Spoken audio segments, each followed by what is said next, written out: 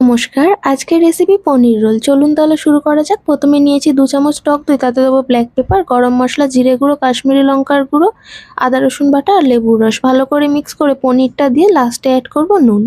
নুনটা দিয়েও ভালো করে মিক্স করে ঢাকা দিয়ে 15 মিনিটের জন্য এটাকে সাইড করে রাখবো।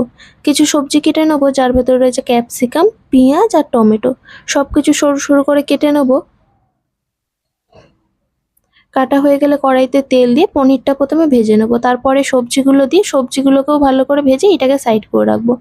ময়দাটা মাখবো, যার জন্য ময়দাতে নুন আর ঘি দিয়ে অল্প জল দিয়ে ভালো করে একটা ডো তৈরি করে নিয়েছি। ডোটাকে দুভাগ করে শুকনো ময়দা ডাস্ট করে বেলে নেবো। যেরকমভাবে মুড়ছি এরকমভাবে মুড়ে হাতের সাহায্যে লম্বা করে আর একবার বেলে নেবো।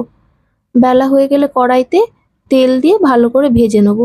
ভাজা হয়ে গেলে মাঝখানে দেবো স্টাফিংটা, কিছু কাঁচা পেঁয়াজ, টমেটো সস আর গ্রিন চিলি সস। মুড়ে নিলেই রেডি। তাহলে বানাবেন, জানাবেন কেমন লাগলো।